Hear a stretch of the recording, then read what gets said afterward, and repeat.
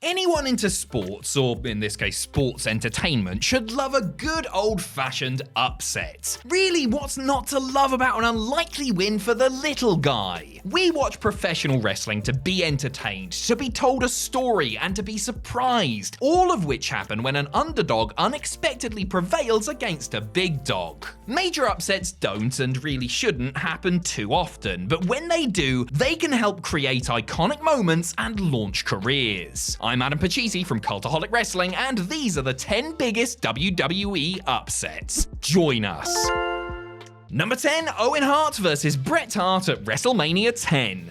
Owen Hart is rightly remembered as one of the best to ever lace up a pair of wrestling boots, but it took him a while to find his feet in WWE. It was only after growing openly jealous of Big Brother Bret and kicking the Hitman's leg out of his leg that the Rocket began to receive his due recognition. After feuding for months, the Hart Boys were booked against one another in the opener at WrestleMania 10. They had a near-perfect wrestling match that finally showcased Owen to the very best of his abilities. It was an even, technical encounter that built and built, with Owen being positioned as on the same level, skill-wise, as the former WWE champion. Still though, the excellence of execution was going to prevail, right? After all, this was WrestleMania, and Bret had a date with either Yokozuna or Lex Luger later in the night as he tried to reclaim the WWE title a year after losing it. A win against his annoying little brother would set him up nicely, but no! Owen ended up eking it by reversing a victory roll, shocking the Madison Square Garden crowd and setting Owen up for bigger and better things. Number 9, Santino Marella versus UMAGA on Raw. Most upsets come in the form of a superstar low down on the ladder beating someone much higher up, but rarely does a complete unknown beat someone who has just been involved in the featured match at WrestleMania. When WWE visited Italy for Raw in April 2007, they saw it as the perfect place to debut Santino Marella. Presented as simply a fan sitting in the front row, Marella accepted Vince McMahon's open challenge to take on Intercontinental Champion UMAGA in a title match, which was soon changed to an anything goes affair. Marella took his lumps as the Samoan bulldozer, bulldozed him down, before UMAGA's Battle of the Billionaires opponent Bobby Lashley arrived on the scene. Vince tried to intervene to no avail, and one Lashley spear later, the Milan Miracle transpired, and we had a new IC champion. Obviously, this was more of an angle than a proper match, but everyone played their parts perfectly, creating a memorable upset and a cracking WWE debut to boot. Number 8, Maven versus The Undertaker on SmackDown. Original WWE Tough Enough winner Maven went right from the frying pan into the fire upon his arrival on the main roster in early 2002. His first major moment came when he eliminated The Undertaker from the Royal Rumble match, surprising the dead man with a dropkick to the back that sent him sailing over the top rope. Taker, of course, got his revenge and then some, beating the rookie to a bloody pulp in retaliation, but the dues weren't finished being paid, and a few weeks later, Maven was booked in a one-on-one hardcore title match with the Locker Room leader. It went about how you would expect, really, with Undertaker shaking off a brief flurry and once again bloodying Maven before disposing of his tough enough coach, Al Snow, who was on hand to make sure his student didn't die. Taker got cocky though, refusing to pin Maven after a chokeslam and giving The Rock an opportunity to run out and turn the tide with a steel chair and rock bottom. That gave Maven the hardcore title and yet more bragging rights over one of WWE's most carefully protected characters. Number 7, Barry Horowitz versus Skip on Wrestling Challenge. With the squash match as king in the 80s and 90s, WWE needed to have a small roster of jobbers, or enhancement talent if you want to be all PC about it, on hand in order to make their actual stars look suitably super. Among the Dwayne Gills and Brooklyn Brawlers of the world, Barry Horowitz stood out as one of the best when it came to doing the job. Horowitz lost to absolutely everyone for years and years, and so when he beat Body Donna Skip on the July 9th, 1995 episode of Wrestling Challenge, it was seen as a major deal. I mean, when beating friggin' powder blue Body Donna Skip is seen as some sort of massive win, you know things are perhaps a tad desperate. Big Baz took advantage of the cocky Chris Candido doing mid-match press-ups by surprising him with a cradle for the famous 3 count. And it worked too, as fans popped huge for the upset, and Horowitz used the momentum to get the first proper push of his career, leading to more wins and some big matches on pay-per-view. Number 6, RICO versus Ric Flair on Raw.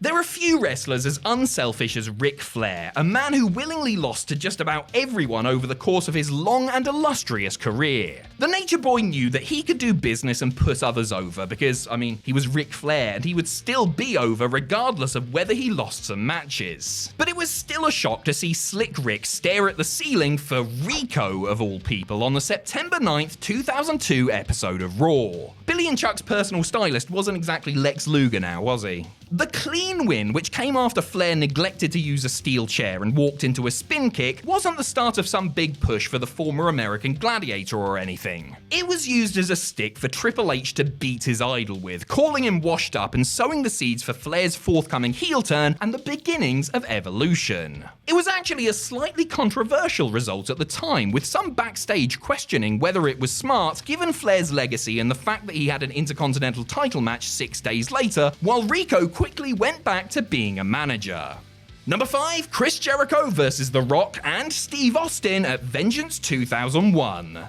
Chris Jericho is one of the best of all time and has, over the past 30 plus years, created a legacy in the business that few can match, between stints in Japan, Mexico, ECW, WCW, WWE, and now AEW. In December of 2001, however, Y2J, despite being a former European tag team and IC champion, was not quite in the upper level of main event WWE talent. So when he was put in the 4-man tournament to crown the first ever undisputed champion at Vengeance, his odds of winning the thing were considerably lower than that of megastars Steve Austin or The Rock, or even former WWE champion Kurt Angle. Surely Jericho was just there to have a good match, or matches if need be. After getting past the Brahma Bull in a blinder, he improbably got the better of the Texas Rattlesnake to unify the WWE and WCW world titles and become undisputed champion. The only person in history to beat Rock and Austin in the same night, Jericho's big win was one that very few called prior.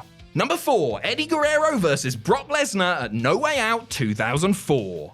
Brock Lesnar stood 6 feet and 4 inches tall. Eddie Guerrero stood 5 feet and 9 inches tall. Brock Lesnar weighed 295 pounds. Eddie Guerrero weighed 220 pounds. Brock Lesnar was a 3-time WWE champion, at that point holding the record for youngest in history. Eddie Guerrero was well decorated, but had never held a singles world title in any promotion. On paper, the next big thing in Latino Heat's WWE title bout at No Way Out 2004 was a massive mismatch, a true David versus Goliath encounter that few foresaw Guerrero walking away from with the belt. Not only was he much smaller, but he was also far from what WWE looked for in their headline acts, despite his obvious talents and reputation for in-ring excellence. Lesnar, on the other hand, was pretty much a Vince McMahon wet dream come to life, and the man that the company were counting on to lead them into the future. How incredible it was then when Eddie did the impossible after 30 hard-fought minutes, winning his one and only WWE title against all odds and conventional wisdom.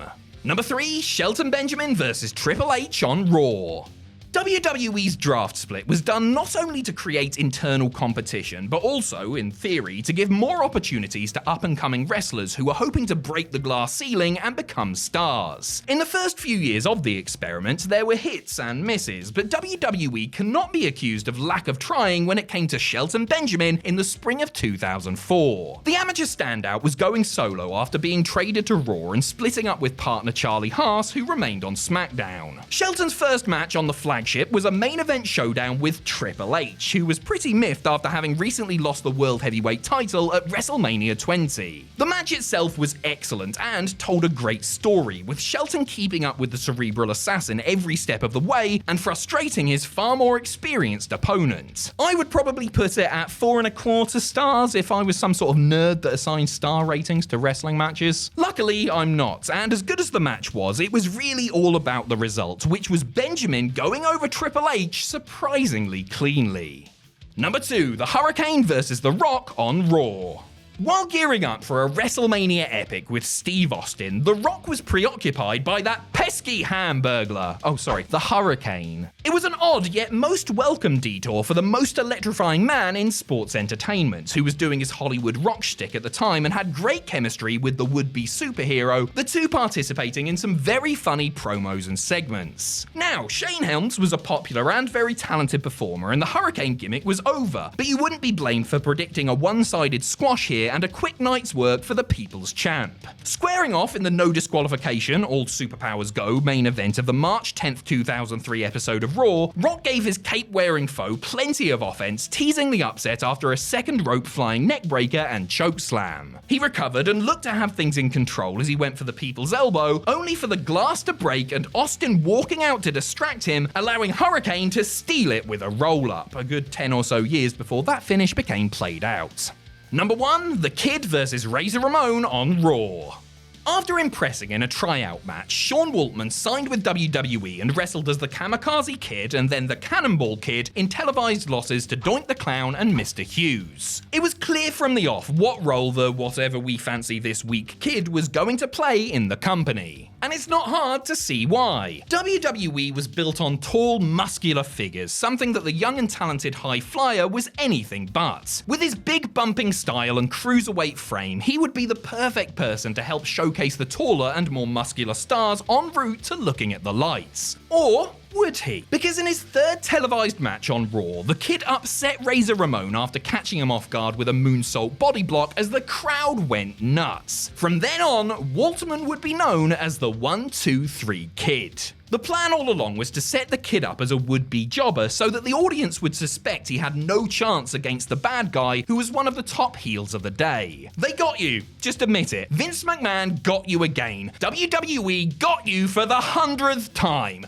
You got.